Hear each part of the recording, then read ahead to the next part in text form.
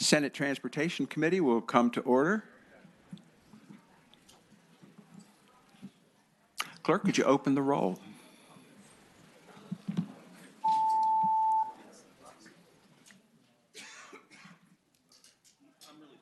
I see.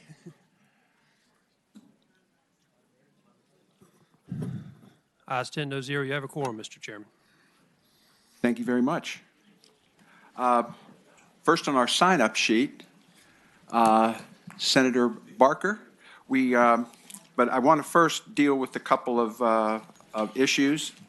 At the request of Senator Bell, we're rolling his Senate Bill 370 into Senator Lucas's 907. Do I have a motion on that?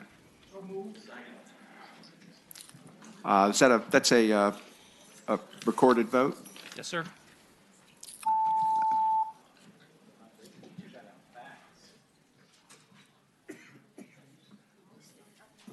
Ayes 12, no zero.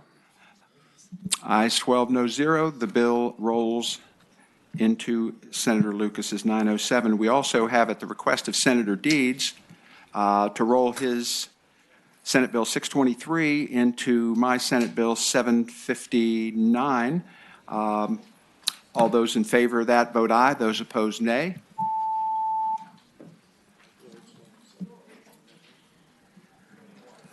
Ayes 13, no zero. Ayes 13, no zero. The bill rolls into 759. I believe that takes care of all of our preliminary matters. Senator Barker, are you here? There you go. All right. Tell us about safety belts use in motor vehicles.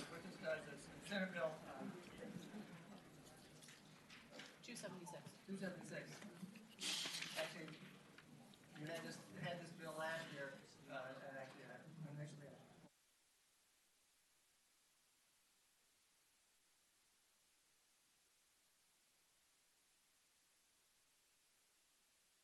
Senator Barker, could you suspend for a minute? We're not sure your mic is working. does not sound like it's working. No, it doesn't. I can hear myself, but Well, that's all that counts, Senator Barker. Careful. That's a senator's dream. nobody can disagree You with want to talk to somebody intelligent on occasion? Just make sure that Sudalon and I don't start a fracas.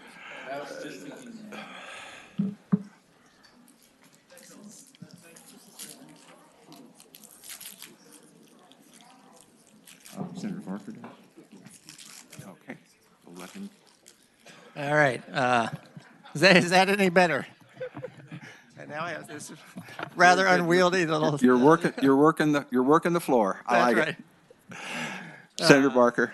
And let me tell you, I'm not a rock star, so therefore I'm not used to these types of things. But anyway, this would do is it make it mandatory to have a seatbelt if you're an adult in the back seat of a car. Right now it is mandatory if you're in the front seat of the car, but not in the back seat of the car. There's clearly significant data showing that having a seatbelt when you're in the back seat of a car does significantly decrease injuries and also has an effect upon fatalities when you're in an accident type of thing. It's legislation that has been considered by this committee before. I brought it back again this year. There is a bill in the other body, but I'm not sure what the status of that is right now. So, Senator Barker, is the contents of your bill also contained in Senator Lucas's omnibus bill? I have no idea. Would it be? Did you want a standalone vote on this, or can we just roll this into Senator Lucas's bill? I'd be happy to have you roll it in. That way I don't have to go over to the other side and present it. So, Okay. Do I have a motion on rolling Senator Barker's Senate Bill 276 Mr. Chairman. into?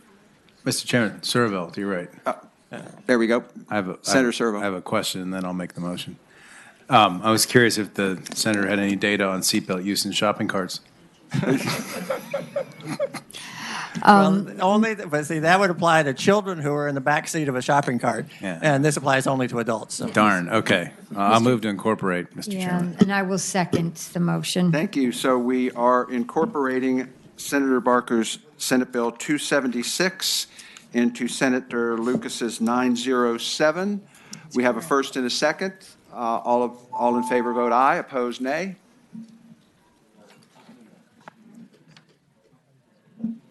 Ayes 15, no zero.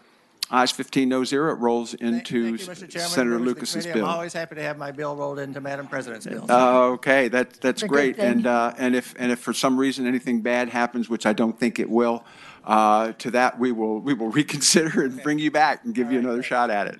Okay, and let's see, Senator Lucas, you are second on the list, but number one in our hearts. So, Senate Bill 907. Senator Lucas, we have to use the one on the side, I'm sorry. Get the mic up for it. Mr. Chairman and members of the committee, Senate Bill 907, I'd just like to just give you a few points. Since can they hear me? Yes, ma'am. We were going to hold it up for you. We Well, have I'm a pretty loud. They substitute. probably can hear me Can I have a anyway. motion on the substitute? Second. All in favor, say, hold on one smoke. Can I make one comment about the substitute? One comment from staff on the substitute before we adopt it. Mr. Chairman, not printed on your page, but what should be included in the document is also that the provisions of the open containers, the seat belts, and the hand-free provisions would not become effective until January 1, 2021. So could you repeat that, please? This would add an enactment that the provisions of the open container prohibition, the hands-free requirements, and the seatbelt laws would not become effective until January 1, 2021. And that is a line amendment to the substitute? It is. It should have been in the substitute, and our printers are acting up, and I couldn't reprint this whole thing with that in it. So let's move the substitute first, and then we'll move the line amendment. Does that work? Okay. We've got a motion and a second on the Substitute. So all in favor of the substitute, say aye. Aye. Opposed? Nay? Okay, the substitute is before us. We have a line amendment, as has just been described, which is the reenactment, which is the Not the effective delayed until enactment January clause. 2021. Do I have a motion on that? So moved. Do I have a second? I'll second. All in favor, say aye. Aye. All opposed? The substitute is now before us as amended. The substitute as amended. Senator Lucas. Yes, sir. Mr. Chairman and members of the committee, I just want to make a few brief remarks, and then I'd like to have some of our experts to come up and testify. The key safety policies included in the legislation includes making seat belt use a primary offense. 34 states already have this law on the books. More than 50% of Virginia vehicle fatalities are unbelted.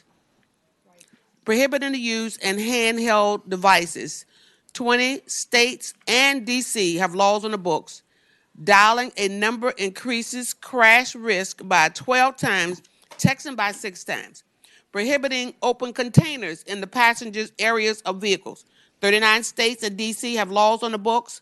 Studies have found a 5% reduction in all crashes from these laws.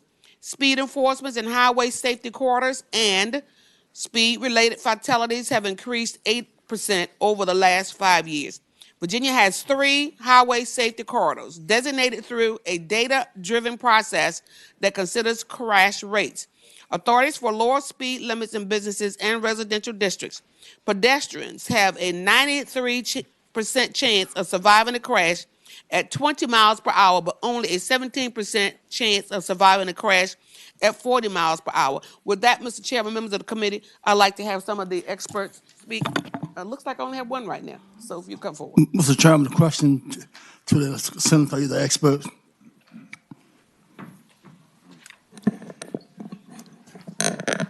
Excuse me. Mr. Chairman, the question. Senator Spruill. Either to the senator, the expert. She was saying making not wearing a seatbelt a primary offense. So does that mean you're going to jail now, but charge more money or what? Mr. Mr. Chairman, members of the committee, Nick Donahue, Deputy Secretary of Transportation, and I hope you can hear me, I can't tell.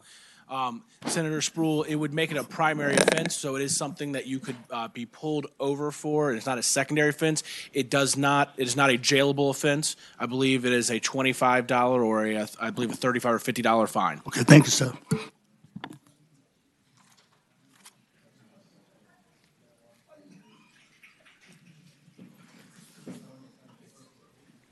Pardon me. Deputy Secretary Donahue? Yes. So, have members the of the mic. committee, I'm just going to try and talk loudly because it's kind of awkward to use that mic. The administration does support this legislation. We have been moving in the wrong direction in highway fatalities in the Commonwealth. Since 2014, we've gone from 700 fatalities on an annual basis to well over 800 fatalities. We believe that is a troubling trend. The safety policies that are contained in Senator Lucas's bill are common sense policies that many other states adopted years ago. They are proven policies that have demonstrated results. We anticipate that when fully implemented, we would see a reduction of around 15% of fatalities from what we're currently seeing in Virginia. That's about 2 lives a week when these are fully put in place. I did want to note, as Senator Lucas indicated, and as the staff indicated, the provisions related to open container, primary seatbelt, and handheld are delayed for 6 months. The purpose of that delay is to allow the DMV commissioner to work with law enforcement organizations, traffic safety organizations, as well as social equity groups to put in place training for law enforcement as well as educational materials for the general public. There is ongoing monitoring that is required of these policies to look at their effectiveness and also determine whether or not there is any disproportionate impact on any of the communities in Virginia. And there's also a request that there be ongoing reporting from the clerk of the Supreme Court regarding the citations issued under those provisions. And Mr. Chairman, I'd be happy to answer any questions any members of the committee may have. Chairman. Thank you so much. Senator McClellan. Thank you, Mr. Chair. Just a quick question to make sure we don't have any unintended consequences in the open container section, because that is going to be a misdemeanor.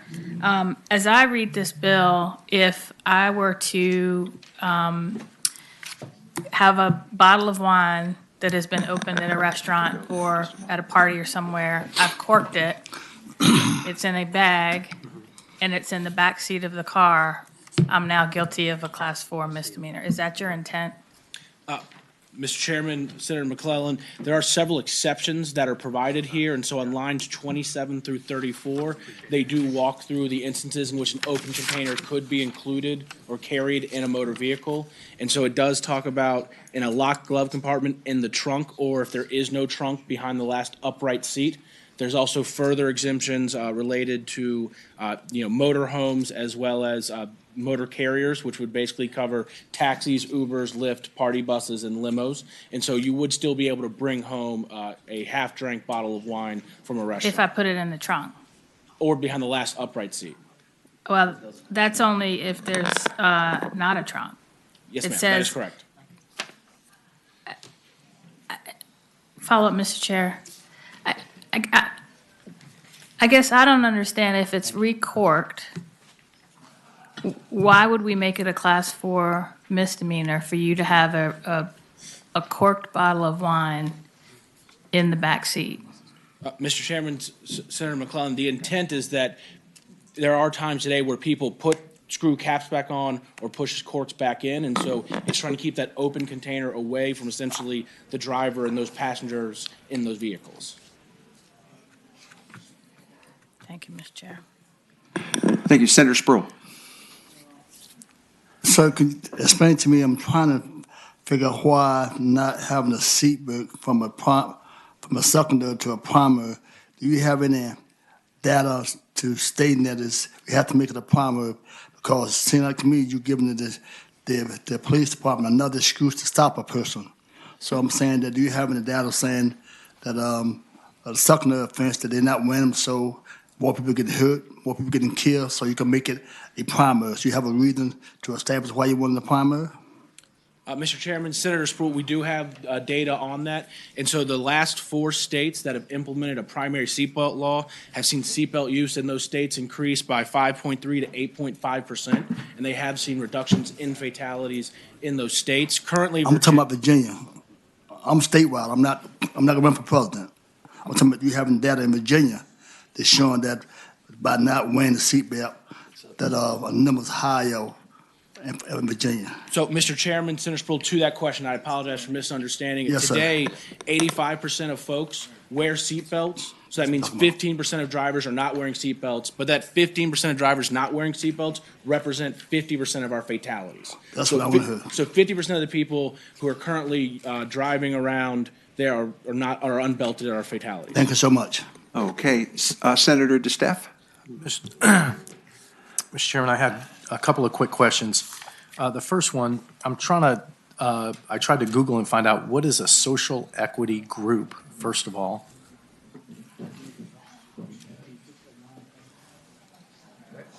Nick? Yeah, okay, I'm just waiting. Go Mr. ahead. Chairman, Senator Steph, the intent of the language there is that there would be organizations that typically work with low-income communities or communities of colors who would be engaged in this advisory council. Mr. Chairman, if I may, just a quick follow-up. Senator DeStef? I tried to Google it, and I don't see that definition. So I don't know if that's a common term, if it's something that we have in other places of the code.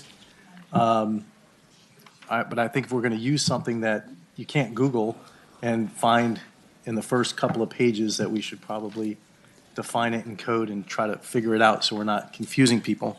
But back to two other questions I had. The first one was a follow-up to what the gentlelady from Richmond said, which is on the recorking the wine. And I'm one that traditionally will go out and have a glass of wine, purchase a bottle, put the cork back in, put it with the food and behind the seat of my car, and then drive home. And I just have I take a large issue to the fact that that's going to be a Class 4 misdemeanor. And I'm sorry if we have to disagree, but I'm not going to put a corked bottle of wine in my trunk to roll around. I'm going to put it in the little pocket behind the seat so it doesn't roll around or spill. And I'm not going to put it in my glove box either. I just think that that's a bad policy, and that's something that I can't support. But my next question, though, is Senator DeStef, with are you, autonomous Senator DeStef, vehicles- are you proposing an amendment? Well, I'm hoping that, I don't know how to fix that other than saying I think it's a bad idea and we should take it out completely. But, Mr. Chair, You had Senator DeStef. next question, if I may, and then I'm going to try to make this short and to the point. With the new vehicles coming online, a lot of them have autonomous driving, and we tend to hit the distracted driving and a bunch of other things in here. And I'd like to know how we're accommodating for vehicles that are autonomous vehicles. Nick? Mr. Chairman, to Senator Steff's question, there are currently no fully autonomous vehicles that are in operation on Virginia's roadways. They have not been approved by the Federal Motor Carrier Safety Administration. So at this time, all vehicles, even those that have some level of autonomy, do require human intervention. And so at this point, we don't believe it would be appropriate to have an exemption for any of those types of vehicles, as there are no fully autonomous vehicles legally able to operate on the public highways. Mr. Chair, Thank if you. I may. Senator DeStef. With what we've worked with Virginia Tech on, and both Tesla and Mercedes-Benz, you have what's called exit to exit. And during that, the vehicles are truly autonomous from exit to exit. With Tesla, you have to keep your finger on the wheel, where Mercedes-Benz, you don't. So I think we need to, if we're going to update our code, I think we really need to look at what the technology is, what we're working with Virginia Tech on, and how we're truly going to move forward in a very accepting way to these new technologies. Secretary Donahue? Mr. Chairman, I understand Senator Steff's point. At this stage, though, none of those vehicles are fully autonomous. And so, again, I understand the intent is that the vehicle should be able to carry you from exit to exit. I have a vehicle that has lane control, and at a certain point, it beeps steering required, please engage. And again, if you are distracted and using your phone, that is not something that we believe would be able to take place. In the event that the Federal Motor Carrier Administration does authorize fully autonomous vehicles, I think it could warrant a revisiting of the language. But we're not at that stage today. Okay. Senator DeStef, I would suggest that's not something we can certainly do on the fly here. If you have some language after consulting with some folks who understand the state of autonomous vehicles, you might suggest something on the floor. Mr. Chairman. But at this point in time. Happy to do so. I'm still going through the 23-page substitute, so I'm trudging through slowly, but thank you. Okay, Mr. thank you, Chairman. Senator Steff. Senator Servo. Thank you. I'm looking at the open container piece, and from my perspective, it's even more complicated, I think, than the senior senator from Richmond pointed out.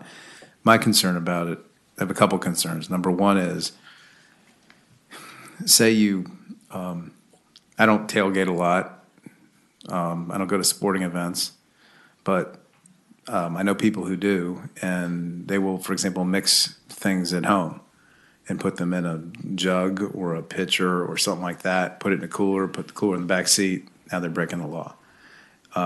Number one. Number two, say you're driving to a game and you got your friends in the back and they're drinking beer on the way to the game.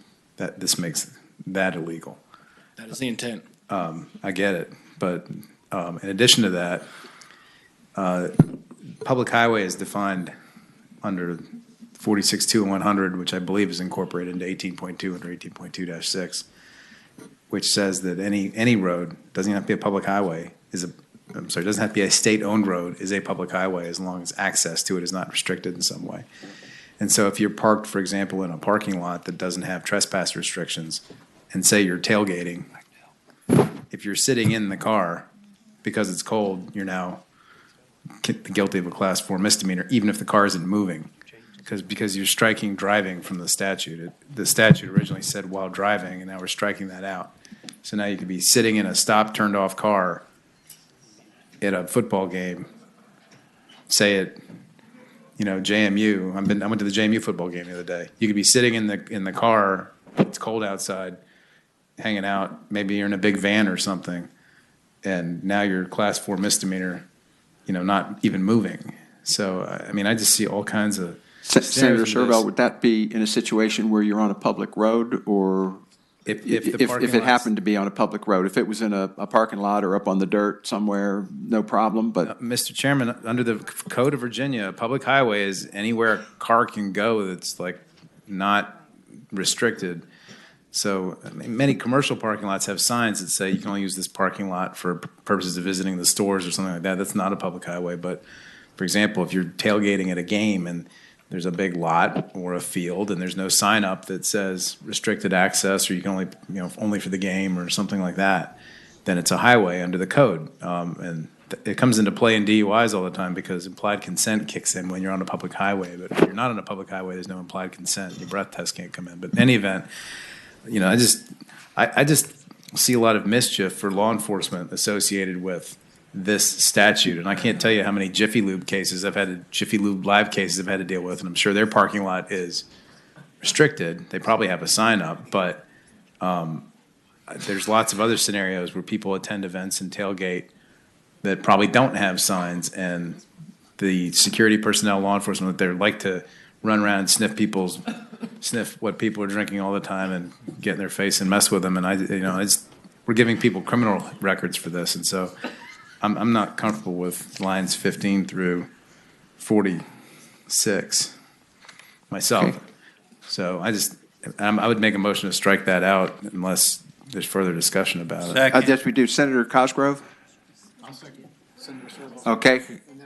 We have a line amendment to strike. Senator Servo, if you could repeat that. I would just strike everything between lines 15 and lines 46. That's all the open container stuff.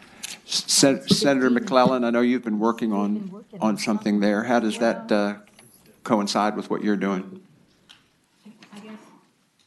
Because this is the criminal section, what we were just talking about, I think, would be an amendment separate from.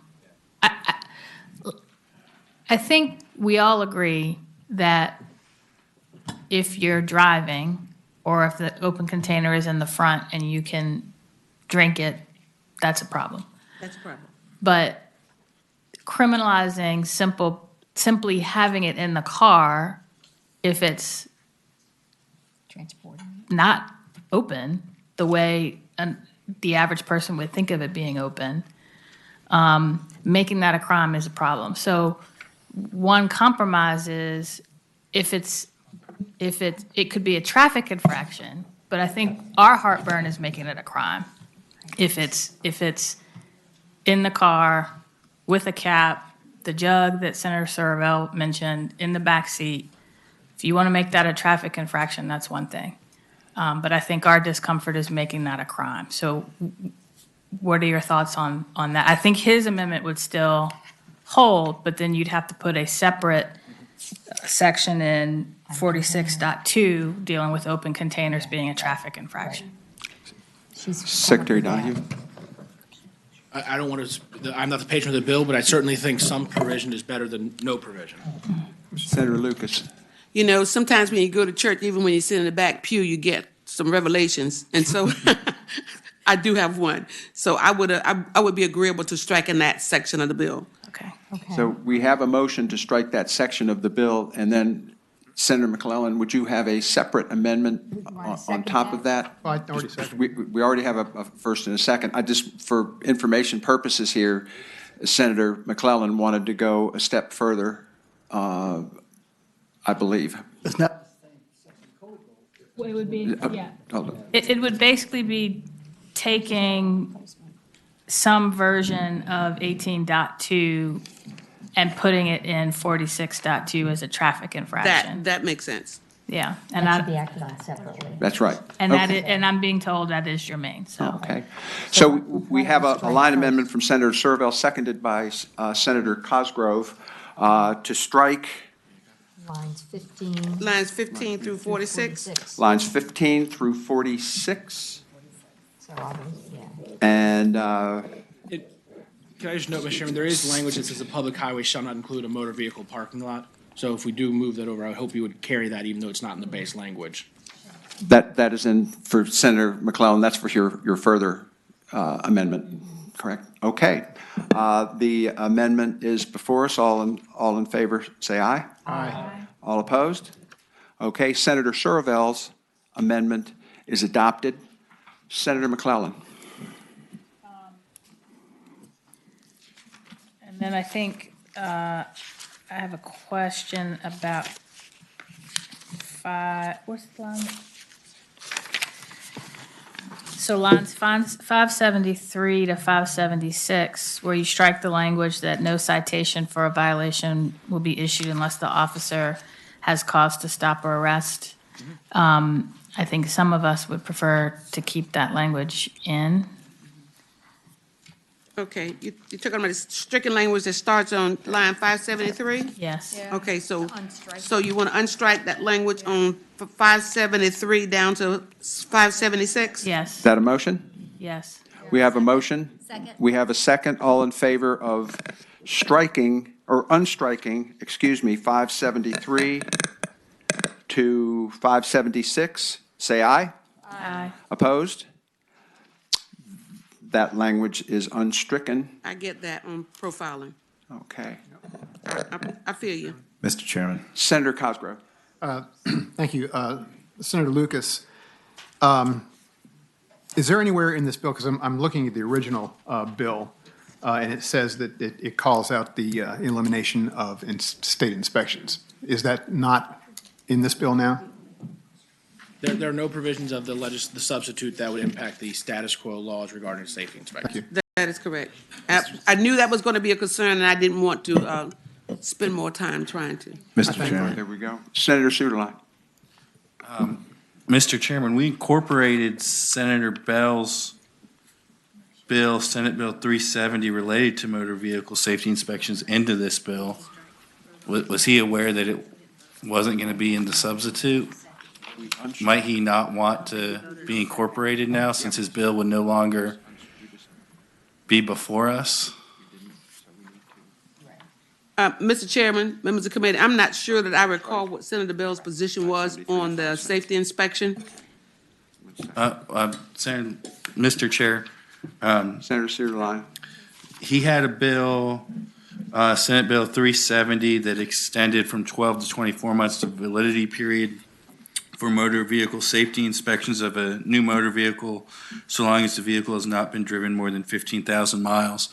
And at the beginning of the meeting, we were told that he wanted to incorporate his bill into yours that also dealt with the safety inspections along with several other items. Mr. Chairman, the only thing I can say is that I know he is aware that the substitute is the bill that we will be dealing with this afternoon. And there is no mention of it in this substitute. Okay, Senator Cosgrove. Thank you, Mr. Chairman. Senator Bell agreed to roll this into Senator Lucas's bill. The substitute is before us. Basically, Senator Lucas elected not to have that particular section in this substitute. Thank you. I believe we should move on. That's correct. Senator McClellan, we have not apparently voted on unstriking lines 573 to 576. Is that correct, Clerk? Is that correct, Lisa? I thought we did that. We did do that. Yes, sir. Senator McClellan, I thought we had. I'm sorry. Yeah, okay. And are there any other questions Yeah, of Mr. the Chairman. patron? Mr. Chairman, I'm sorry, I have another one. Senator Serval. I also noticed that this bill also has, I think, the identical hands-free bill that mine did. I'm not clear why we need to pass this a third time this session. So. Do you have a motion? Yeah, I mean, unless the patron has a real problem with it, it seems to me that lines 481 through 579 ought to come out also. Lines, I'm sorry, lines what? 481 through 579. He wants to take out the handheld language because he's saying they already passed it in the standalone bill. Oh, wait, did I go too far? Was that, Mr. Chairman, was that Senator Sorrell's bill? We just I unstruck. went too far there. Hold on a second. That's a pretty big strike, Senator Serval. Yeah. No, it's 41 through 528. Could we suspend for a moment? Lisa?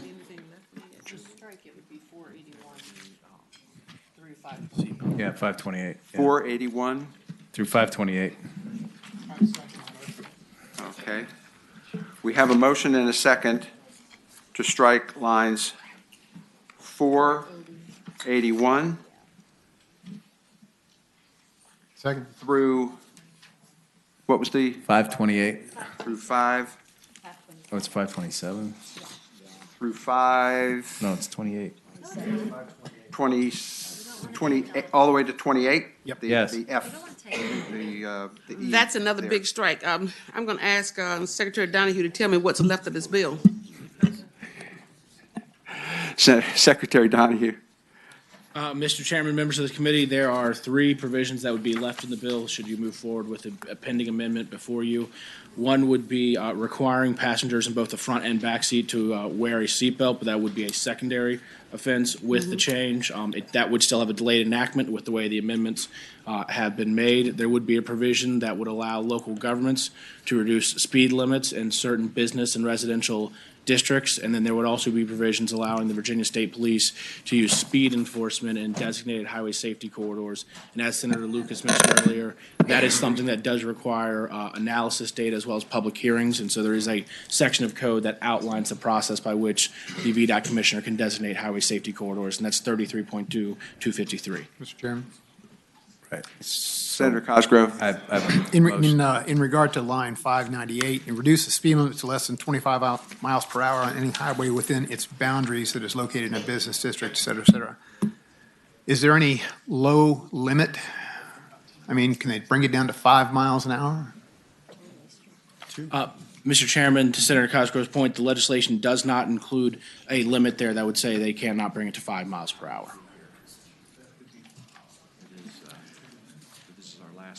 All right, Mr. Chairman. I have inquiry. Senator Suderline. Thank you, Mr. Chairman. What does the patron think about a minimum? About what? Regarding the question that Senator Cosgrove just asked about a minimum speed limit, I think that it's not troubling to us that localities could lower it, but it's how low. You know, there's probably no place that should be under, 2 miles an hour? well, 3? I would say 10, but I'm just curious to what, are we going to let them take it down to the single digits? Senator Lucas? Yeah, that's why I asked what you wanted. Senator Suderline, so you're asking, should there be a floor here that we don't, that? Well, they're I not- think there should be a floor, but I think I have a different view on most parts of this bill. So I'm asking the patron what she thinks of that, and if there's some reason why you didn't have a floor and why it's important to keep it low. Well, I didn't have a floor, but I'm amenable to that. Mr. Chairman, members of committee, there's not much meat left on these bones. Okay, so we still have, okay. we And my still have motion's still we still pending, have Mr. We still Chairman. have enough substance for the bill to go forward. Mr. Chairman, Senator Sproul? the brothers from Roanoke County, they are glad to see a car. So we live in the city. We don't want to lower it no more. Let it sit like it is. If he want to lower it or raise it up because they seen a car, out there where he live, you may see, unless you come to Roanoke City, you may see a car over half an hour. So I don't see why we should change that, what the Senator got in her bill, because our traffic pattern is different from Roanoke County. Senator Suderline? I was just asking. Point, I think that the patron answered the question that she's agreeable to it. I don't know if the rest of the committee is, but that's why I wanted to just ask her take on it. I ain't heard her So I say appreciate nothing. it. Well, she Senator just DeStaff? said it. Mr. Chairman, I've just got a very direct question, and again, I love the patron, she's awesome. But, Mr. Chairman, Senator Lucas, if you can just give me the catalyst behind this, because I'll be honest with you, we do golf carts below 25 miles an hour, and I'm just I'd like to know what the backstory or the catalyst behind this is. And, I mean, I know Senator Lucas, this is your bill, you put a lot of Secretary time Donahue into would be it. happy to answer that. Okay. And I think some of you all have some bills and some blocks over there in finance that you probably want me to get to. Senator, Mr. Chairman. Secretary Donahue? Mr. Chairman, Senator Steff, the rationale behind this provision is in business and resident districts is where you're most likely to have conflicts between pedestrians and soft squishy things such as myself. And as the senator talked about earlier, the survival rate for a pedestrian is not linear, it is exponential. And so the survival rate at 20 miles per hour is 93%. That drops precipitously with each incremental increase in speed. And so the intent was in areas where you're seeing high amounts of mixing between pedestrians and motor vehicles, that local governments, should they choose to, using their local authority, could lower those rates. This is not something that could be done by a homeowners association. This is not something that could be done without some type of local government action. But the intent there is that this would help save lives in those types of districts where you do have a mix between pedestrians and motor vehicles. Okay, thank you, Can I Secretary just Donahue. follow up? Senator DeStaff? As I understand it, homeowners associations with private roads actually can dictate a lower speed limit than 25 miles an hour. As a matter of fact, in my district alone, we have 6 different areas where those are below 25 miles an hour. They're all at 15 miles an hour, but they're private roads dictated by a homeowners association. It's my understanding that if the Commonwealth pays for roads, and we have one of our secretaries back, folks from VDOT back here, if VDOT pays for a road, that the minimum speed limit on that road today is 25 miles an hour. But I don't believe this bill Because deals that's what with they're any designed private, for, Mr. Chairman. It private doesn't. property. This deals so I with don't know that that's a concern. Public roads with local government. Mr. Yeah, this is- Chairman. Public Mr. roads, Chairman, local what I was government. getting to is the VDOT designs our roads, even the ones in neighborhoods and through businesses, at 25 miles per hour. That's what they're designed to. That's the standard. That's what we do. And I'm trying to better understand the catalyst behind this, and I see VDOT nodding their head. Yes, we design them to that minimum of 25 miles an hour. Ms. Chairman. Maxwell, could you comment on Senator DeStaff's observation? Mr. Chair, I may have to feign a little ignorance on that question. I think it really is going to depend on where the road is. It's something I could certainly check on. but I'm hesitant to say in all situations that the roads would be designed to 25 in a residential or subdivision. Senator Staff, I think at this point, if there's something that you want to do here that's a little different, that maybe you take that up on the floor, but for Mr. right Chairman. now, just leave this Mr. as Chairman. is. Senator Serval. So point of order, I made a motion, I thought it Right. was seconded, I think the patron was okay with it. Can we vote my motion and then have another motion to Could get? you repeat your motion, please? I wanted to strike out the texting, the hands-free part. We've already passed that twice. Lines 481 through And we have a second from Senator Cosgrove, and that's because we've already done hands-free. Twice. That we don't need to, twice, that we don't need to repeat that. So we have a motion, and a second before us. All in favor, say aye. Opposed? Okay. I that moved to report the amendment- bill so she can get to finance. Talking. Any other questions from members of the committee? No other questions. There's a second on reporting the bill as amended. Senator Lucas, any last words? I think I want to say thank you. I'll decide later whether I'm really thankful, but I'll be on my way anyway. Okay, any last comment from you, Secretary Donahue? I know how hard you all have worked on this. Okay, we have a motion and a second to pass the bill. Clerk, could you open the rolls? All in favor, say aye. Opposed, nay.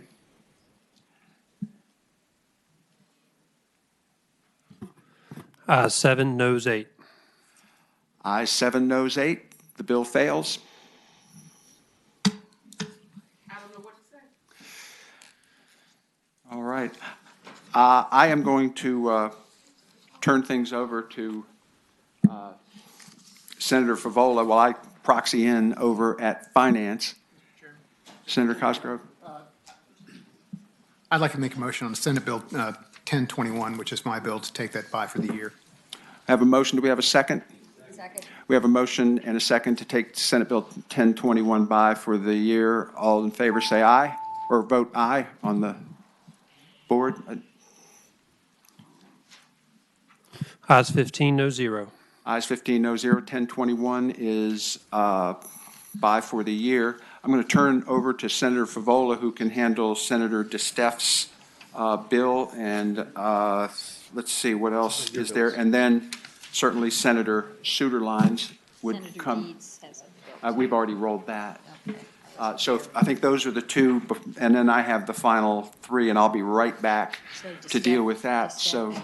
So Senator DeSteff's special license plates for VB Strong, and Senator Suderline's bill on motor vehicle safety inspections program. I'll be right back. Got it.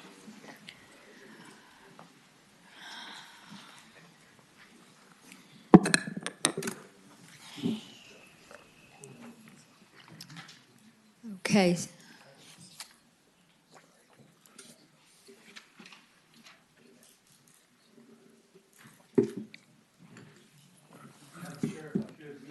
Have a substitute? I move the substitute, Okay. Madam Chairman. Thank you.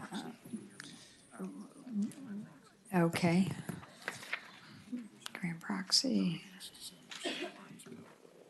Okay, got it.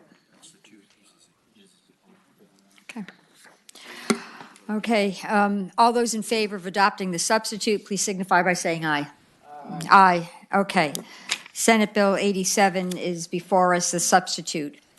Go ahead, Senator DeSteff. Madam Chair, I understand the concerns when this was presented last week. So what we've done is we put a provision on this, extending the deadline, or doing the enactment clause, basically, a deadline of 9 months for the city of Virginia Beach to get to the 450 prepaid applications to the Department of Motor Vehicles. So they would have to do it, in essence, by November 1st, 2020. With that, I'm happy to answer any questions. Okay, so we didn't change anything from current law, it's just you've extended it to November 1st, 2020. Madam Chairman, that's correct, and we Okay. put that on line 12 through 14 of Very the good. substitute, which should be in front of everybody. Madam Chair, Senator McPike. I thank the patron for adding that. I think that resolves I the do policy conflict issue, which is before the body. And if there's anyone there from DMV, just to give a thumbs up, they're good with it. And all right, Okay, do you wanna been given thumbs up. Were you Move to making a report. motion? Okay, great. Motion's before us. Will the clerk please open the roll to report this as the substitute? Okay. Why am I having trouble here? I'd like to report a yay for Marsden, and it's not. Can you vote yes for Marsden? This and myself. This isn't working somehow. Ayes 15, no zero. Great. Okay, thank you. Thank you to all those who worked on that bill. I think it was a good compromise. Okay, Senator Suderline.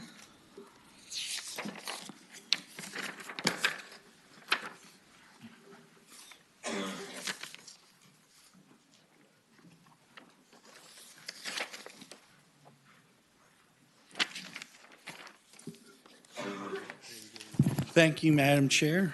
Got Senate Bill 125.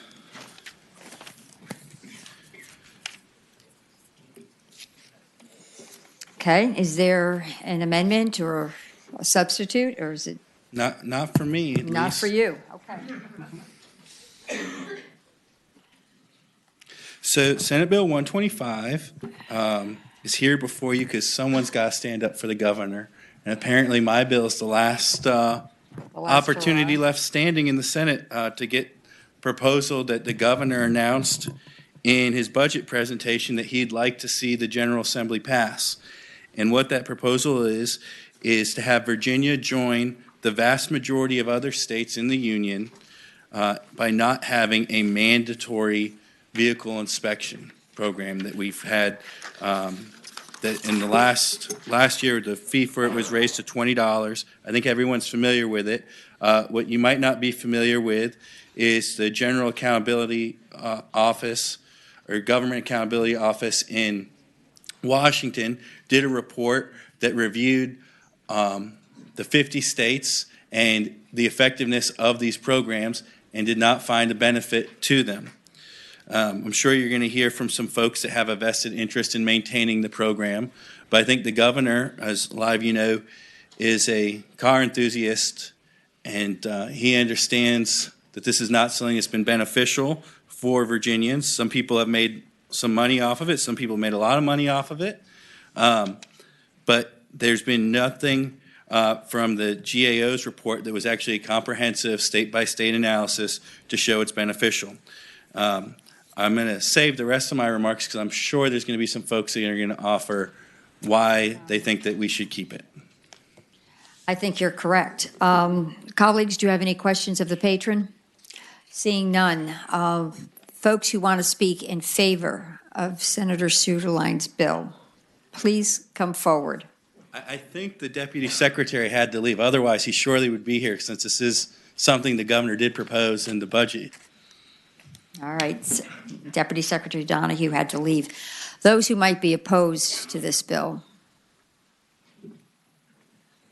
Madam Chairman, members of the committee, Bo Keeney representing the Virginia Automotive Association and the Virginia Gasoline Marketers Council. 2018, almost 20% of all vehicles failed their annual safety inspection. That equates to 1 out of every 5 cars, or a little over 1.8 million vehicles. That includes failures for components such as steering, suspension, brake, drums, etc.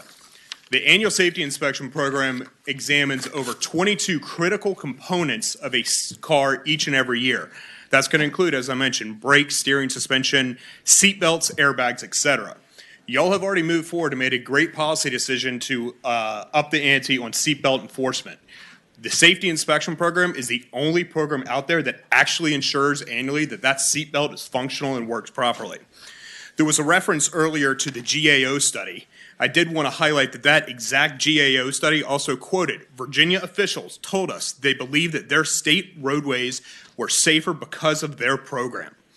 We have also found that this program is one of the few mandated programs that is widely supported by the general public. We've collected over 20,000 signatures from citizens across the Commonwealth who are supportive of this program. I know we have a number of other individuals here, so I will defer some of my time to them, but I would ask you to oppose this bill. Thank you. And I would ask speakers to add new information so we're not repeating the information that's there. Welcome. Thank you, Madam Chair. I'm Don Hall with the Virginia Auto Dealers Association. Let me tell you, in talking to my dealers, particularly in Northern Virginia, we get a lot of cars from Maryland who do not have a safety inspection program. The difference between a Maryland car and a Virginia car is remarkable. in terms of the Virginia car is so much better kept. As a result, consumers get a better deal on their Virginia cars when they trade them in. Maryland cars are not well taken care of, number one, first and foremost. This is not about economics for us, it's about safety. At the end of the day, we're going to fix your car one way or the other. I can tell you once a year for $20 what's right with your car and what's wrong with your car. It's the best program in the country. Us and Pennsylvania, the two states that really have a great program, we think it is a bad idea to get rid of an annualized inspection program. This is what protects consumers on the highways. We hope you'll defeat this measure. Thank you for your time. Thank you, Mr. Hall. Thank you. Yes, sir. Thank you, Madam Chairman. My name is Sidney Billingsley. I'm a state inspector and a shop owner in Woodbridge, Virginia. And what we see with our customers that come in, with the annual safety inspection program, we actually save them money over a period of time. A lot of times when we look at the vehicles, you might see the brakes are getting low. We can take care of a brake job for $200 to $400. But what happens if it goes further than that, next thing you know, you're replacing calipers, other components of the vehicle. Next thing you know, you're at a $1,600 brake job for a $20 once a year inspection. That really does help keep the costs low for them. Also, with the average miles driven, we're seeing cars that are driving over 15,000 miles, 17,000 miles in a year, even 20,000 miles in Northern Virginia. So, even with, you're talking about going, abolishing it, you're really talking about a lot of cars not getting checked out to be safe. We understand. Thank you. You were very clear. Next. Joe Hudgens with the Independent Insurance Agents of Virginia. I've got three quick little statistics. Virginia, if you judge insurance premiums from highest to lowest, 51 localities, 51 states in D.C., Virginia is number 47 in their rank for low premiums. So there's only 4 that are lower than us. We think that speaks to the inspection program. Clearly, that computes to safety. The other issue is that in 2015, there were 2,400 teens killed in car crashes, and there were 221,000 injured. 50% of those cars were 11 years old or older. And you don't want, if teens are going to be driving older cars, you want them inspected for any number of reasons. And that GAO study said that it was hard to measure what inspections do, not that they couldn't be measured. Thank you. Madam Chair, Yes. Rob Bohannon here on behalf of LKQ Corporation. We are a leading distributor of aftermarket and recycled auto parts. We have no vested financial interest. By the time we get a vehicle, it has been totaled, oftentimes bought from a salvage yard. But knowing cars and buying as many totaled and salvaged cars as we do, we see the damage that can happen when cars aren't safe. With the average vehicle on the road today being almost 12 years old, that underlies the importance of an inspection to make sure that those cars are lasting. One final detail, we know that currently there is a $25 billion backlog of deferred maintenance and necessary repairs as vehicle owners choose to put off maintaining their vehicles for proper safety standards. And we think this annual safety inspection program is an integral part of making sure that's done. Thank you. Madam Chairman, I'm John Jones, representing the Virginia Sheriff's Good afternoon. Good afternoon. I would just want to let the committee know, without repeating all of the reasons that have been stated, the Virginia Sheriffs very much oppose this bill. It was almost unanimous. Thank you. Good afternoon, Madam Chair. Wayne Huggins, representing the State Police Association. My last 3 years as a state trooper, granted back in the 70s, I supervised 95 inspection stations in Fairfax County. Part of my job was to visit all of my 95 stations at least once a month and periodically watch each station inspect a motor vehicle to make sure that they were doing it in the manner prescribed by the state police. Matter of fact, this program is 60 years old. I cannot begin to tell you the stuff I saw as a trooper standing there. Those things got fixed as opposed to going out and causing a crash or having a state trooper pull them over and issue them a traffic citation. Last question I'll pose to you is this: 2 automobiles, one that's never inspected and one that's inspected annually. Which one would you rather meet on the dark road coming at you at nighttime? This is a valuable program that contributes mightily to highway safety and needs to be maintained the way it is. Thank you. Thank you. Okay, colleagues, the bill is before us. Would you like me to close, or do you There want a may be motion? some questions before you close. I've got two In the queue, colleagues sure. in the queue. Senator Cosgrove and then Senator DeStef. No, that's right. I was going to make a motion too. Okay. Yeah, When I finish mine. that's okay. Yes. All right, there we go. Madam Chairman, listening to the testimony, I actually had a question for Mr. Hudgens. He's still here? No, I'm sorry. Wayne. Wayne. Yeah. Okay, Huggins, He's sorry. Higgins. My bad. Yes, sir, Senator. Go Madam ahead. Chairman, I asked the gentleman, a good bit of the fee from state inspections is used to support our state police. Is that an accurate statement? That's correct. And I do not know how much right off the top of my head, but some of it is. I want to say it's something like 75 cents out of the $20, something along those lines. It's right. not a great amount, but it is part of it. All right, Madam Chair, that was my question. Thank you. Thank you. Senator DeStef. Madam Chairman, Chairwoman, I'm sorry. It's okay. I believe in safety inspections, not just for the reasons we heard with the safety recalls, and I think that's critical, even on a new vehicle, but broken brake shoes, wheels that fall off of vehicles, just because they're not lubing the wheels themselves. And I actually had never seen it until about 2 months ago, and I have a picture of it and a video. And I thought it was pretty neat to see, like you would see on the old cartoons, the wheel rolling down and the vehicle coming afterwards and then going tipping. That's like your Jeep. No, it wasn't my Jeep, but that's a safety inspection, but a safety recall. But truly, with the insurance and everything we do here, I'm listening to everything that we've just had put in front of us. And I think that, honestly, this is the safest way we can go. So with that, I'd like to gently PBI this bill and really keep Virginia safe. Excuse me, Senator DeStef, before you make that motion, I will give Senator Sewerline an I'm sorry. opportunity to make a closing I'm happy remark. for him to make the motion. I'll just speak to the motion. I Sure, think that's please. reasonable. Okay, motion's before us and seconded. Okay, Senator Suderline. Thank you, Madam Chair. So you do not hear data suggesting why this should continue. You did hear from several folks that represent folks that have a financial stake in this. Regarding insurance rates, there's several of the states that have, if you look through the 50 states, there's no bearing there through inspections, in part because 35 states have repealed this already. 2 of the 5 worst states regarding the consequences of traffic fatalities, 2 of the top 5 worst states have inspections. 2 of the 3 best states don't have inspections. There's been no evidence to suggest this. And what you heard quoted was that Virginians believed it. And unfortunately, we've believed some things that haven't been accurate at different times. And maybe not today, but eventually Virginia, as Senator Saslaw says, sometimes we're the 48th or 49th state to do something. But I do believe that Virginia will eventually come to the same conclusions as the vast majority of states like California and Maryland. So, thank you. Well, thank you, Senator Suderline. Okay, colleagues, there is a motion before us. Senator Cosgrove. I just want to inform the body, I never thought that I would hear Senator Suderline want us to be like California. That was saying. the last opportunity I might have until I carry this bill again. I thought it was an interesting comparison. I thought some people might like that. Okay, a motion is before us. I will ask the clerk to open the roll and see what happens. Senator Marsden, go ahead.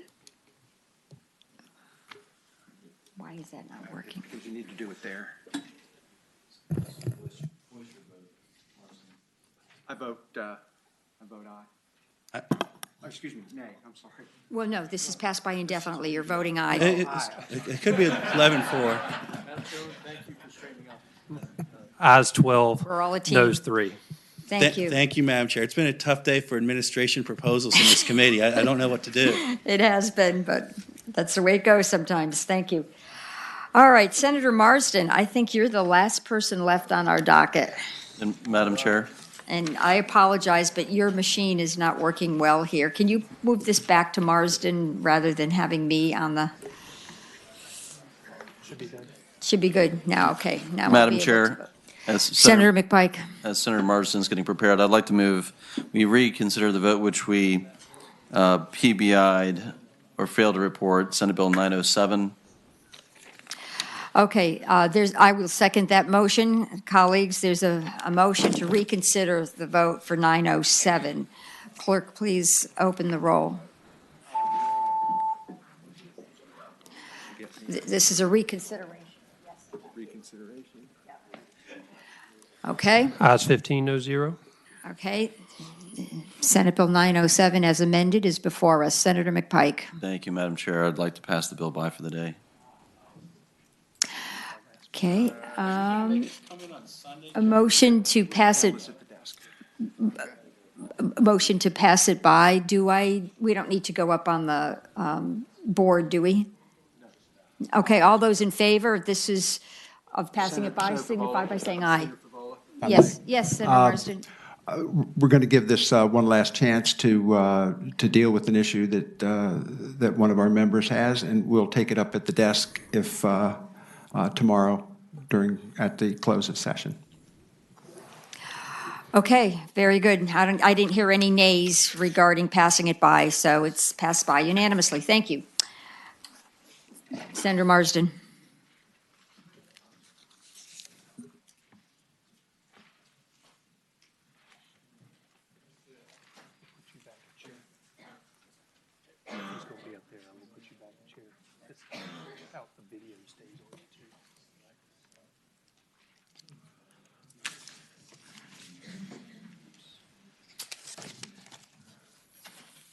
Thank you, Madam Chair.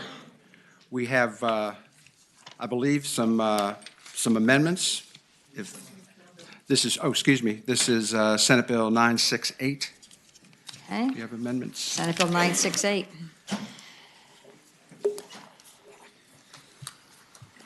Thank you.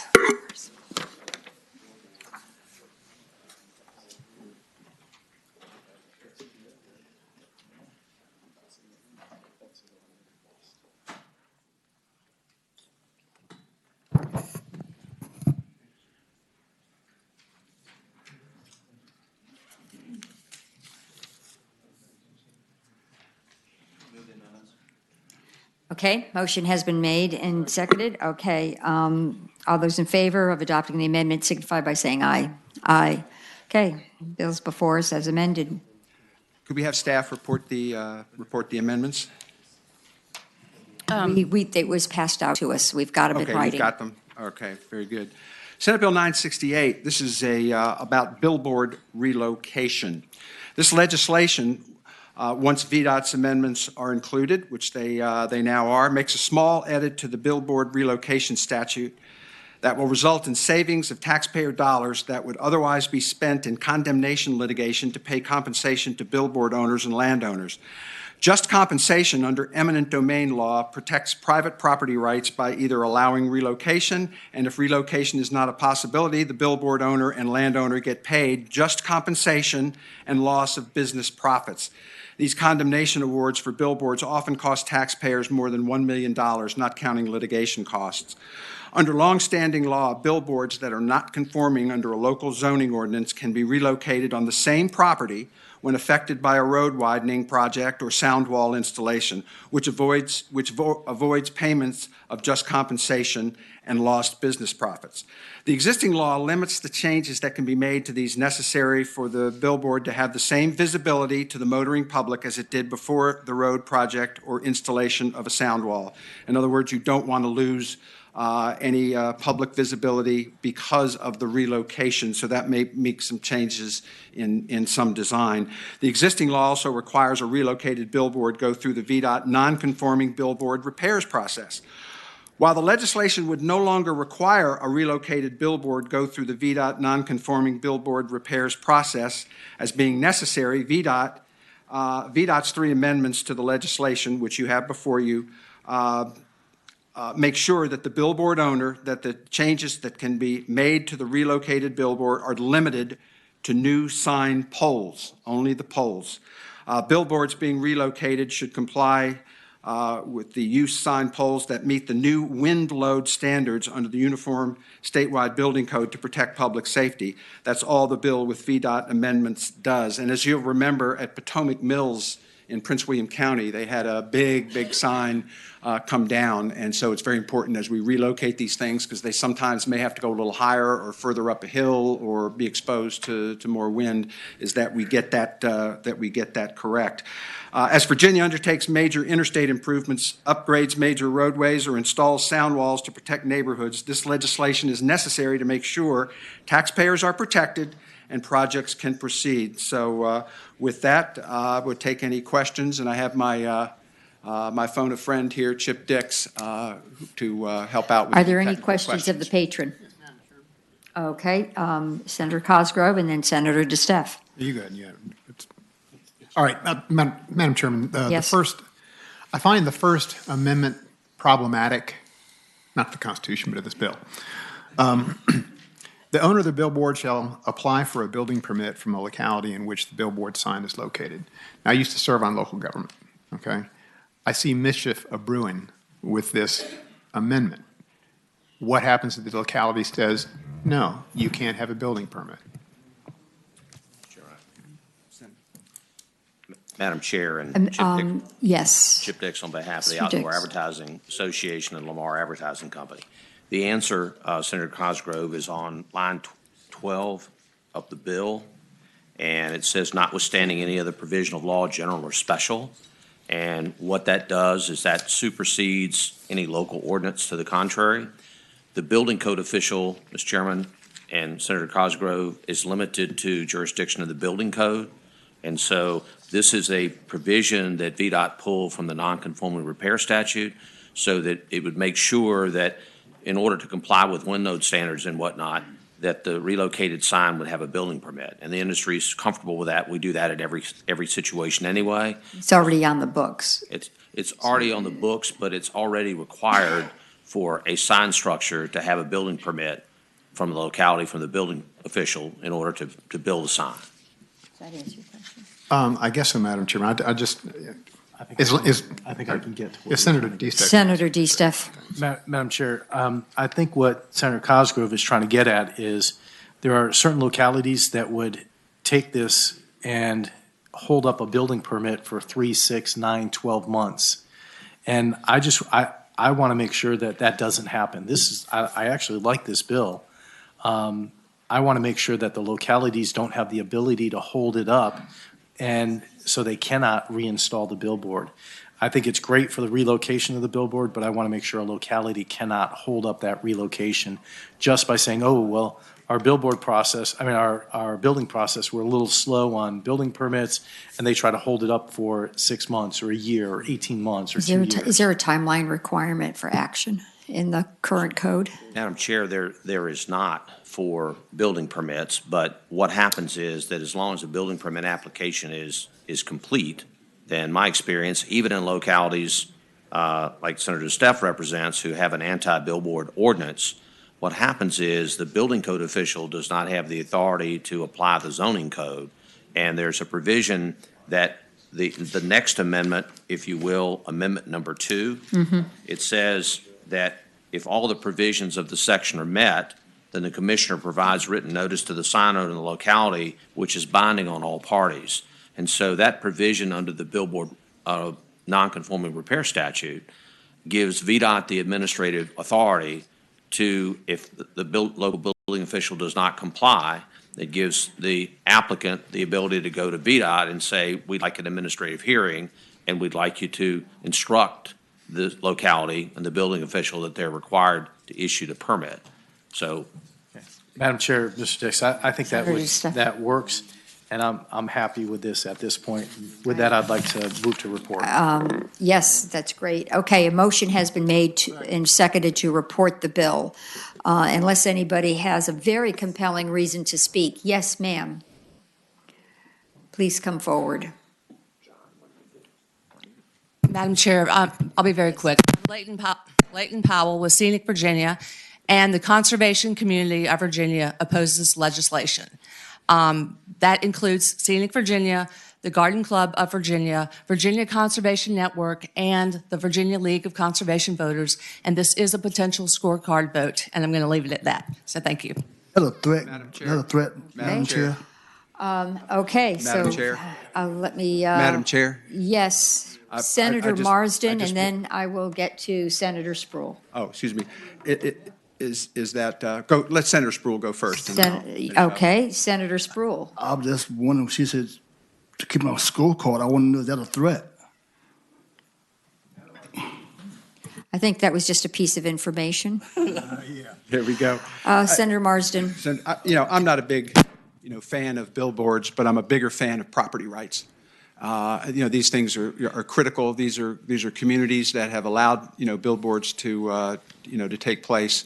There's a lot of money at stake here. To the Commonwealth, we've got a considerable amount of new funds being dedicated to transportation, and this is going to come up more and more. And we can't slow that train down by letting that go. So anyway, I hope you support the bill. Do you need a motion? No, we have a motion, and the motion was to report the bill, and it's been Sounds like a good seconded. motion. Okay, anybody have anything further to say? We understand the bill. Will the clerk please open the roll?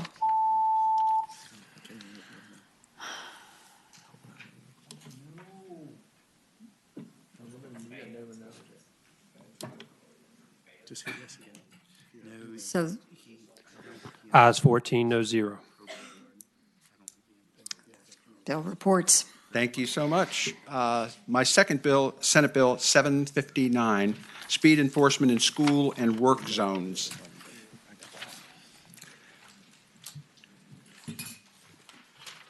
We have a line amendment to this, or there'll be a line amendment, but there's a substitute.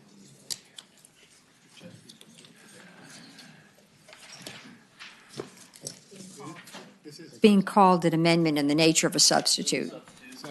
Very good. All those in favor of adopting the substitute signify by saying aye. Aye. It's adopted unanimously. Okay, Senator Marsden, do you want to walk us through Senate Bill Thank you, Madam Chair. 759? We still keep having problems with people who just ignore school zones, and especially, I think they're oblivious to construction sites here in the Commonwealth. And what this bill does is to allow for speed enforcement cameras to be operated by local police departments and the state police. It provides local and state law enforcement with the option to use automated speed enforcement camera equipment in school crossing or highway work zones only. Requires review of any photographs evidenced by a sworn law enforcement officer, enforcement personnel, before a summons can be issued to the driver of a vehicle. In other words, these things won't be automatically generated and go out in the mail. A real live police officer is going to look at the videotape before anything is sent out. Requires that a locality post signage within 1,000 feet of the enforcement area notifying drivers of the camera equipment in use. Hopefully people will get accustomed to seeing those and act responsibly and slow down, as they now often do not do. Maximum fine will be $125. No court costs will be imposed. A violation shall not impact the driver's DMV record or be reported for insurance purposes. Only speeding of 10 miles per hour or more than the posted speed limit shall result in a fine. And again, that has to be reviewed by a police officer. Requires the same due process as other laws utilizing camera enforcement. No automatic ticketing. Again, that this is something that is going to be reviewed by the law enforcement officer. 2018 saw an 8.1% increase in speed-related crashes in Virginia. 41.4% of traffic-related fatalities in 2018 were caused by speeding. Between 2017 and 2019, there were 685 speed-related crashes in Virginia school zones, with 9 fatalities and 446 injuries. In these same 3 years, there were over 21,000 convictions for speeding in school zones. There are an average of 7.3 accidents in Virginia work zones every day. I went to a national conference on traffic management incidents, and these concerns are everywhere, from the move-over law to the way people are handling these construction zones. we've got to send a stronger message. And although I think there are a lot of folks who are not in favor of these speed cameras or red light cameras and what have you, but the time has come. We need to protect our workers. We need to protect our police. We need to protect our school children. And I think this is the way to do just that. And I have someone here to testify. Those in support of the bill, please come forward. Madam Chair. Yeah, did you have a question, Senator First of the patron Peake? before they speak, please. Okay, Senator Yes, Peake. thank you, Senator Marshall. So, looking through this, my question, does an officer have to be there holding the camera and do it and photo snap them? Or are there going to be photo devices without a law enforcement officer there taking pictures? I think you will see both, Senator Peake. So under this bill. allows, so Madam Chair? Yes, Senator Peake. So this allows there to just be a camera device with no police officer taking pictures? That is correct. However, any picture taken will have to be reviewed by a law enforcement officer before any citation is issued. Madam Okay, Chair, thank you. Senator Sproul? what happens then if someone get a lawyer and say, well, dispute what the officer says? Because sometimes, because they view it, I don't think an officer's always right all the time. So what happens if I get a lawyer and I'm saying, hey, I wasn't going that fast.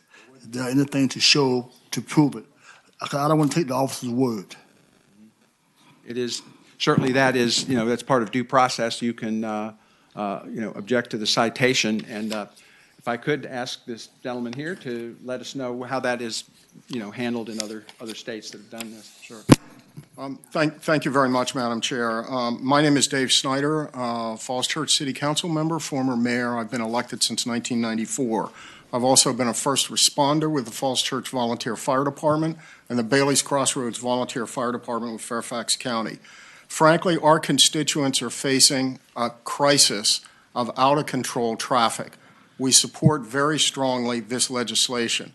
There's a similar process that we use when we issue a red light running camera violation. The police officer reviews it, the citation goes out, and the individual has the right to contest this as they do any other traffic infraction. So I think the courts provide adequate opportunity for contesting.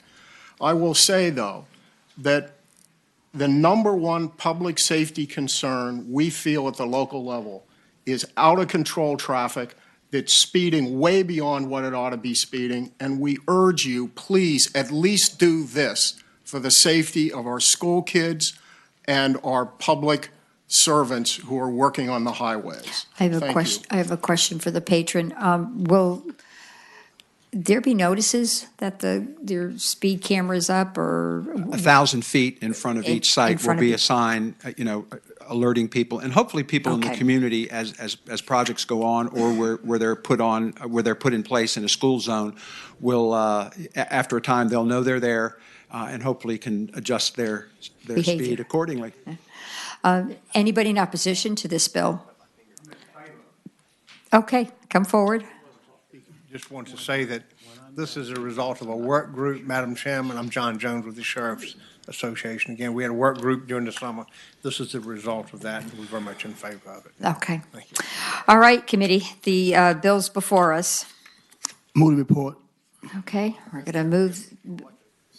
Okay, well, let's speak to the motion. A motion has been made to report the bill as amended, and is there a second? And then I will take colleagues who speaks. I'm going to second this. In the queue is Senator Cosgrove, and then Senator DeSteffe, and then Senator Peake. I am not, I can't get my light. Okay, that's good. Not good that you couldn't get your light off, but, okay, Senator Cosgrove Thank you, and ma'am. Senator DeSteffe. Thank you, Madam Chair. I'll be brief.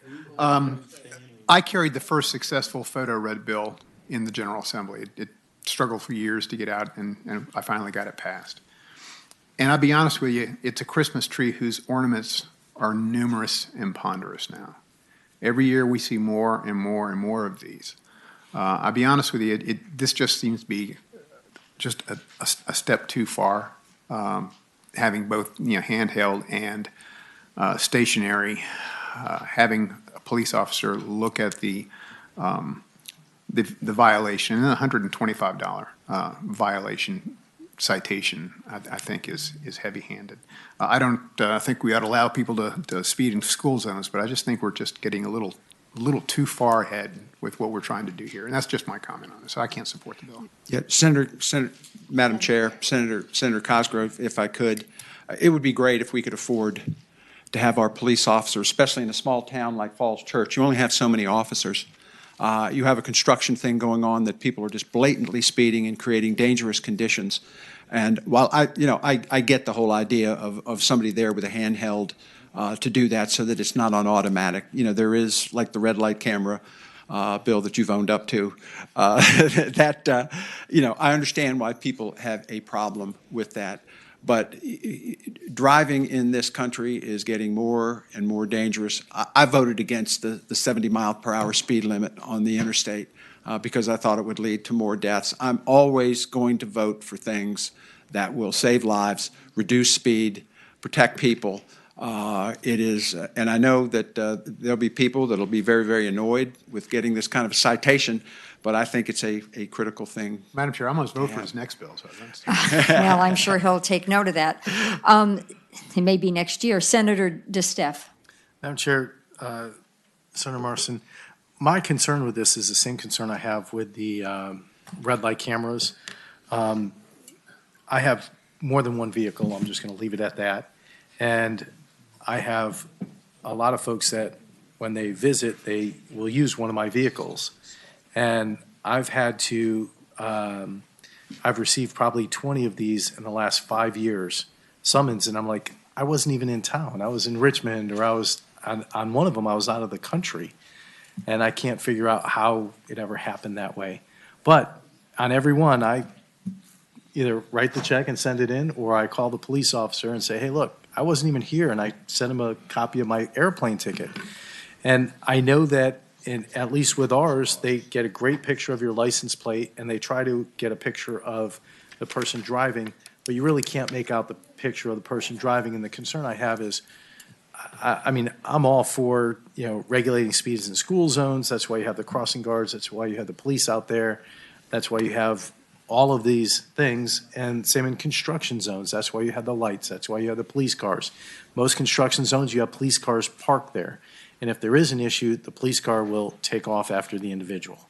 So I can't support this. Again, I think it's just a step too far. Okay. Senator DeSteffe, if I might, Madam Chair. Senator Marsden. Senator DeSteffe, one of the issues here is in construction zones, for a policeman to get in their car and try to pull out where there's no shoulder to merge in and what have you is a very dangerous situation. That's why the cameras are important.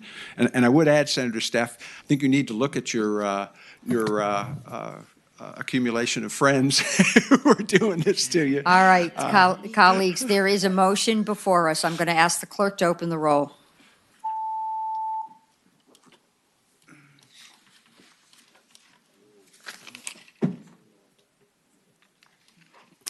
Ayes 6, noes 9.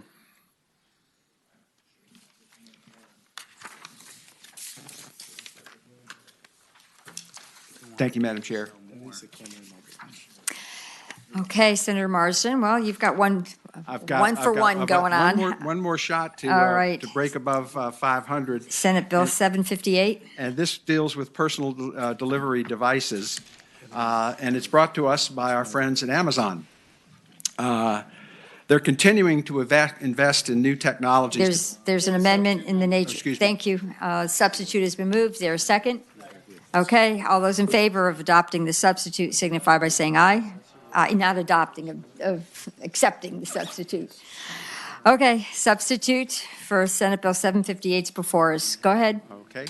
Before I have a gentleman from Amazon step up and talk about this, we're talking here about the Amazon Scout. At the Amazon, they continually invest in new technologies to benefit customers.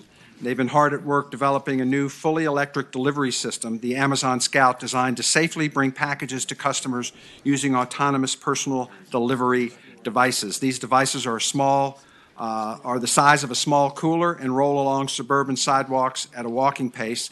Scout currently delivers packages to customers in neighborhoods in Washington and California. There is some controversy, certainly, around this bill because this bill provides for using it on public highways, and the speed limits at which they're being asked to operate, have been controversial. But I would like to bring up a representative from Amazon to talk about this new technology. This is the future.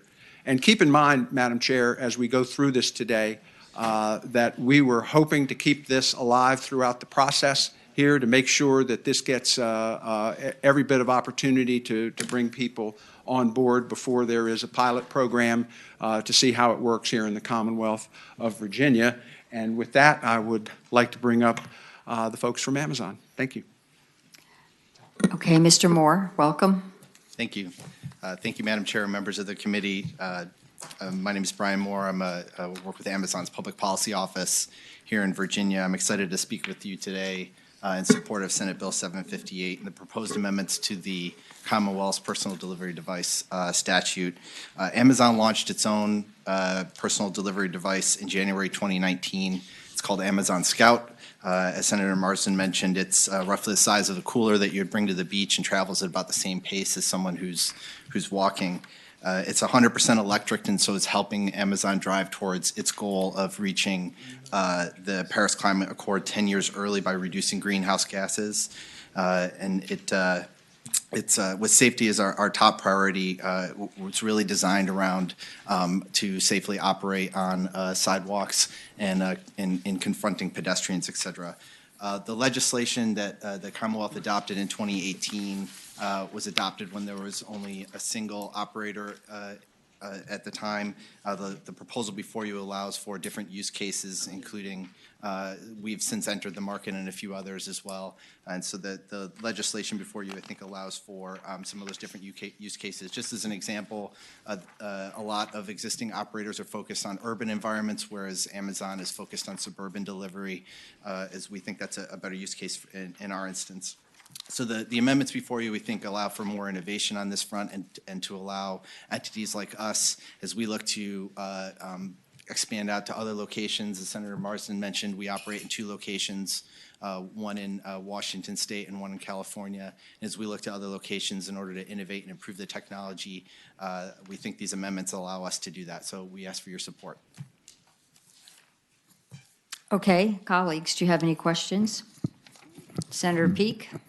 Yes, Madam Chair. And the main thing that concerns me, whoever, patron or witness, page 16, lines 420 through 423, which prohibit the county, city governing body from doing anything. And so what are we addressing here? What's the issue with that? And then what are we talking about? Please, Brian, go ahead.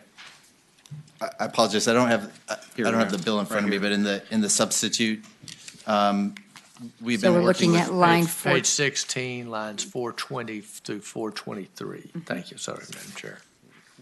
Okay. Except as otherwise expressly provided, the governing body of a county Sure. may not enact or enforce any ordinance related to the design, manufacture, maintenance, or licensing, et cetera, et cetera. Sure. So the 2 restrictions with regards to localities, and again, the state could still put in modifications on this, but the restrictions are around specifications on the device itself. So locality can't say you have to have painted this color, et cetera, or couldn't transport this specific type of property. We had originally, in the bill as introduced, included a prohibition on restrictions to where the device could operate, and working with VACO and VML, we've since taken that out. And Madam Chair, so Senator Peake. So that keeps you, the concern is that you're addressing this so you don't have to have different size or color things for each locality. Is that, Right, is that fair? Sure. Otherwise, it wouldn't be scalable and having to. No, okay. All right. Question for the patron, though. In terms of sort of where the I'm calling it a vehicle, I don't know. What should I call it? It is a device. A device. Not a vehicle. It's Not not a defined vehicle. as a vehicle. All right. I mean, in terms of sort of traffic patterns and where the device would be allowed within a jurisdiction. I think there is some jurisdictional oversight on that. Is that correct? Okay. That is correct, Madam Chair. Okay. That was worked out in discussions with VML and VACO. And To make VACO. sure that they maintained that local control. Okay, so that, just wanted to make that point. Senator Peake? And I might have missed it while I was looking at this. It's Madam Chair, I'm sorry. So I'm looking, Mr. Marsden or Mr. Bryan, Mr. Witness, in the short write-up we have, it says the bill eliminates the ability of localities to regulate or prohibit the use of personal delivery devices on sidewalks, crosswalks, or roadways. Is that? I'm sorry, what line? I'm looking at the summary of your bill that we have. We've adopted a substitute. Staff has a reaction to that. Yes, is that line still included in this substitute? The not allowing on the roadways is not included, and those summaries are drafted at the time the bill is introduced and aren't updated until they pass the House. Well, that's what I'm trying to find out. Well, now we've got a substitute. So is that line no longer accurate that says the bill eliminates the ability of localities to regulate or prohibit the use of personal delivery devices on sidewalks, crosswalks, or roadways? That's correct. That has been I eliminated. think that's removed. That's removed. That's what I wanted to know. Thank you very much. All right. Madam Chair? I think, Senator Marsden, any other, those in favor besides Brian Moore, and any opposed? Madam Chair, Welcome. members of the committee, Michelle Satterland on behalf of the Unmanned Systems Association of Virginia. We support this bill. Virginia is a leader in unmanned systems, and this just accommodates and makes sure that we maintain that position, and we hope you support the bill. Thank you. You have some other speakers? Who are opposed? Okay, and I guess you might be opposed. Madam Chair, members of the committee, my name is Mitchell Smiley. I'm with the Virginia Municipal League.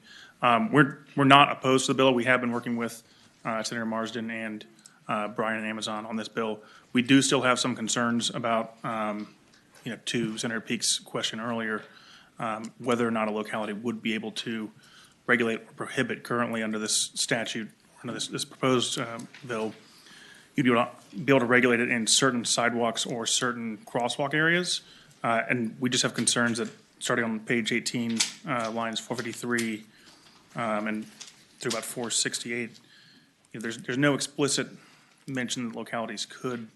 Do you have a suggested I think you could statement? explicitly state that localities do have the ability to regulate by ordinance on roadways, sidewalks, crosswalks. So then you're adding roadways in there because currently it says the device is authorized on line 455. The device is authorized to operate on the side of any roadway, but that could be with traffic, against traffic. There's no directional control. Let me ask for a moment. I'm going to ask staff to come up with a draft sentence to address your concern, and then we'll ask the patron and Mr. Moore if that would be acceptable. Excuse me, Madam Chair, I was in a side conversation to deal with something.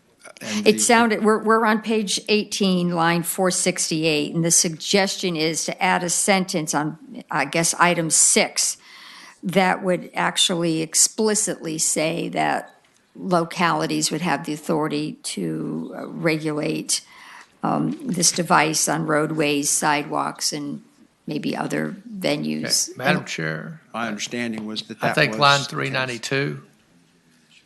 You would move it to 392? If you look at 392, it Okay. says the governing body may regulate personal delivery devices.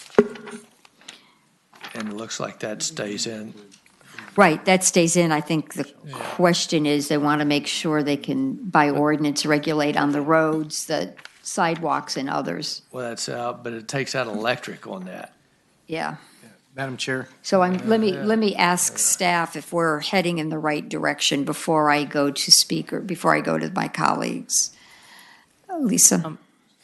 Madam Chair, I think the reference beginning on line 389 is really, I don't think that would cover roadways, and I don't think we'd want to bring roadways into that section just because it also applies to skateboards and roller skates and I see. things like that. But I think we could probably craft some language if the specific concern is about the roadways, because that other section does clearly Right. allow them to regulate on the sidewalks. I think it might be roadways would be your specific issue. And so figuring out where that would go, if it would be line 468 or some other place, it might be up to you to decide. I mean, I might suggest on the fly that if you look, the paragraph line 453 through 457, where it says that the device may operate on the roadway if there's not a sidewalk and it's on the side of the roadway under 45 miles an hour, perhaps we could craft some language that clarifies that a locality cannot prohibit that use, but could set other Parameters. That would be, around the could you use. work on that for us? That would be very helpful. Does that seem to be, in general terms, acceptable? Okay, so staff will work on that, and we'll continue to take comment.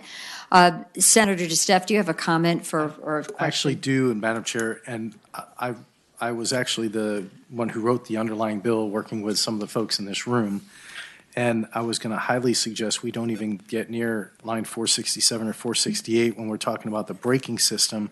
We put that in for a different reason, and I did want to make a positive comment on this. I'm very happy that we have now more insurance liability for damages on here than we do in the motor vehicle section of code with a liability. So I'm real happy with the way this is approached and the way we've drafted this. And well, a different line item is coming. Yeah, as we understood, discussed. but I just would not want to put it down here when I That's not chimed gonna in. happen. I chimed in when we were going back and forth on where, and I should have just Well, I should have spoke up instead of just waiting and waiting and waiting, but. Well, let's hear anyways. from speakers since we've resolved that one.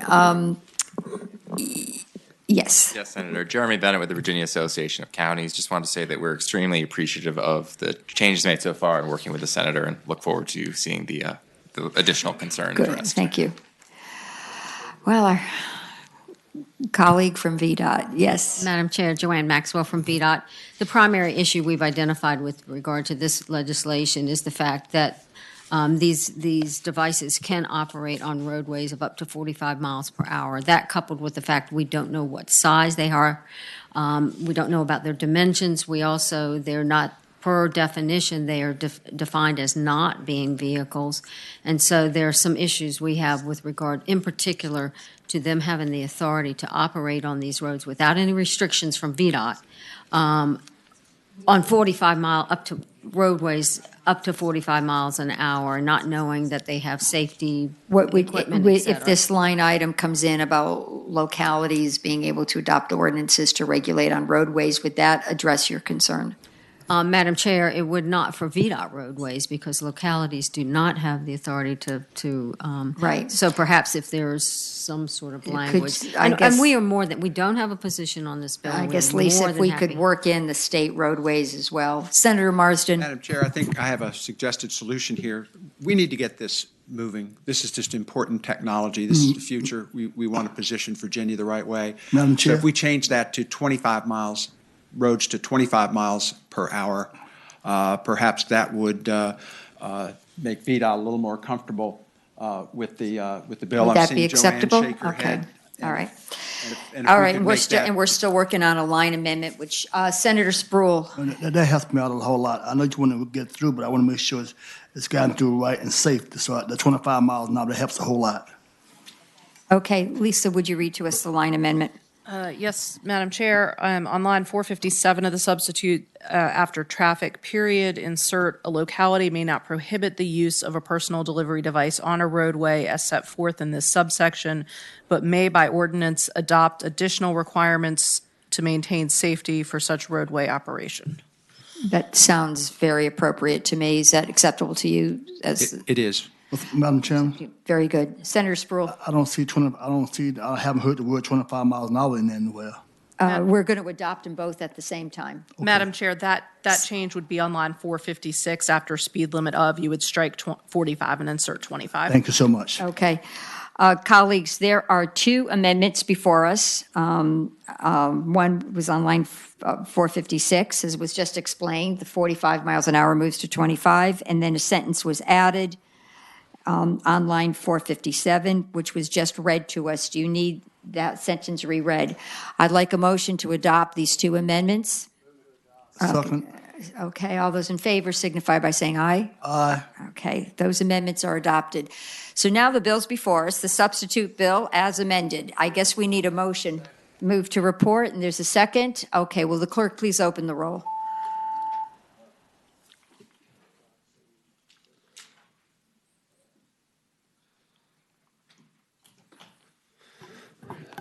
Ayes 15, no zero.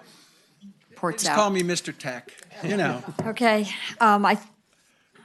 ladies and gentlemen, I think that concludes our docket, but I will let the chair dismiss us. Thank you, Thank you. Madam Chair, but thank you, all of you here prior to crossover. Look forward to dealing with the House folks coming over here, and you did a fabulous job. We really appreciate it, and thank you very much.